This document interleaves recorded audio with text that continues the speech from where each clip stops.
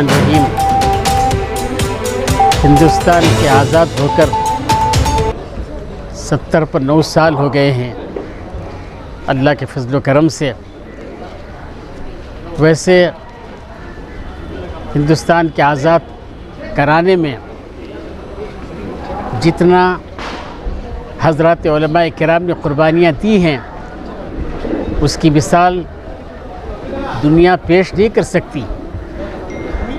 سب سے پہلے حضرت شاہ ولی اللہ صاحب رحمۃ اللہ علیہ کے بڑے صاحبزادے شاہ عبدالعزیز صاحب رحمۃ اللہ علیہ نے انگریزوں کے خلاف فتویٰ دیا تھا۔ اس فتوے کی وجہ سے حضرات علماء کرام کھڑے ہوئے اور مستقل جد و جہد کرتے رہے۔ پھر جا کر حضرت جمعیت علماء کی بنیاد حضرت شیخ الہند رحمۃ اللہ تعالیٰ علیہ نے ڈالی۔ اس میں بہت سارے اکابر علماء کرام جیسے حضرت شیخ الاسلام حسین بدری رحمۃ اللہ علیہ، عبید اللہ صاحب سندھی رحمۃ اللہ علیہ، عبد الباری صاحب فرنگ محلی، یہ بڑے بڑے اکابرین اس پہ شریک رہے اور یہ سب جیلوں میں زندگیاں گزارے۔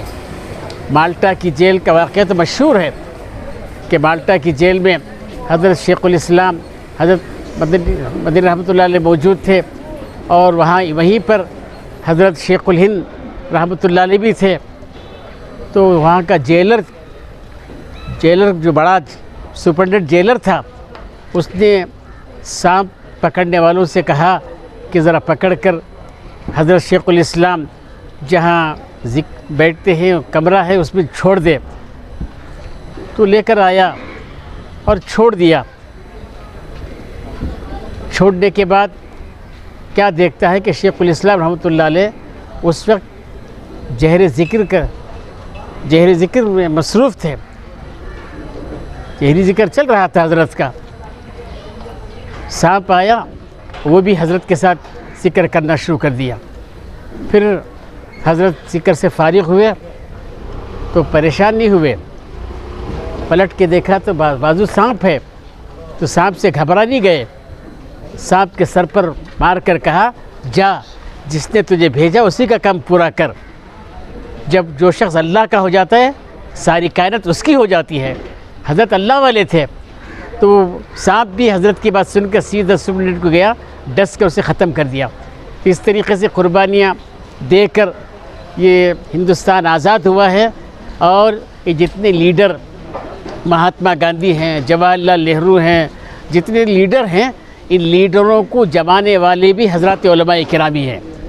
یہی حضرات علماء کرام، بلکہ جمعیت العلماء جو قائم ہوئی 1919 میں، اس وقت جو قائم ہوئی اس وقت چندہ جو جمع تھا اس چندے سے ہندوستان سے مراد پرانا ہندوستان، پاکستان، بنگلہ دیش، برما، نیپال، سری لنکا، یہ پورا دورہ کرایا تھا مہاتما گاندھی کو۔ اور مہاتما کا لقب دینے والے بھی حضرات علماء کرام، مولانا عبد الباری فرنگ محلی نے لقب دیا تھا مہاتما کا۔ اس طریقے سے آگے بڑھا کر جو ہے ہندوستان آزاد ہوا ہے، لیکن اب جو ہے پھر عصبیت پھیل رہی ہے۔ تقریباً 12 سال سے عصبیت پھیلتے ہوئے ہم کو جو ہے ایک دم نیچا کر رہے ہیں۔ حالانکہ جیسے ایک شاعر نے کہا، جب گلستان کو خون کی ضرورت پڑی سب سے پہلے ہماری یہ گردن کٹی، سب پھر بھی کہتے ہیں اہل چمن ہم سے یوں، اہل چمن سے یہ لوگ پھر بھی کہتے ہیں اہل چمن ہم سے یوں، یہ چمن ہے ہمارا تمہارا نہیں۔ اس طرح بول کر تعصب کی بنیاد ڈال کر یہ لوگ ہمیں جو ہے یہ کرنا چاہ رہے ہیں۔ لیکن یاد رکھو، حقیقت چھپ نہیں سکتی بناوٹ کے اصولوں سے، کہ خوشبو آ نہیں سکتی کبھی کاغذ کے پھولوں سے۔ اس لیے ہم مسلمانوں کو چاہیے ہم ہندوستان کی آزادی کے لیے آگے بڑھ کر ہم خوب خوشیاں منائیں اور آگے بڑھیں تو بہت فائدہ ہوگا۔ اللہ تعالی ہم سب کا عمل کی توفیق عطا فرمائے۔ آج مہمان خصوصی کون ہے؟ آج مہمان خصوصی ہمارے MLA AC سرینواس آئے تھے۔ وہ الحمدللہ ہمیشہ ہندوستان کو آزاد کرنے کے تعلق سے ایک بات مجھے بھول ہو گئی، وہ ہے کہ حضرت ٹیپو سلطان شہید رحمۃ اللہ علیہ 1790 पर 9 में जो शहीद हुए हैं, उन्होंने माशाअल्लाह जो कुर्बानी दी हैं, अंग्रेज़ के ख़िलाफ़ जो लड़ा है, तारीख़ सिर्फ दोहरा नहीं सकती। अल्लाह ने हज़रत को रूहानी ताकत दिया था, रूहानी ताकत दिया था। बड़े अल्लाह वाले थे वे, अल्लाह के वली थे वो, लेकिन कमबख्त अंग्रेज़ों ने उनका चेहरा बिगाड़ कर फ़ोटो पेश किए हैं, वरना वो वैसे नहीं थे। उनकी बाकायदा हज़रत शेखुल इस्लाम मदनी रहमतुल्लाह अलैह जब हज़रत के पास पहुँचे थे मज़ार पर, तो जैसे मुराक़बा किया, हज़रत से मुसाफ़ा हुआ। हज़रत की इतनी बड़ी दाढ़ी थी, सुन्नत के पाबंद थे वो, तहज्जुद गुज़ार थे वो। तो बहरहाल हज़रत टीपू सुल्तान शहीद रहमतुल्लाह अलैह सबसे पहले फ्रीडम फाइटर हैं, ये भी बताना है सबको। जबकि आजकल यही लोग हज़रत टीपू सुल्तान शहीद रहमतुल्लाह अलैह की तारीख़ को मिटाने की कोशिश कर रहे हैं। तारीख़ मिट नहीं सकती।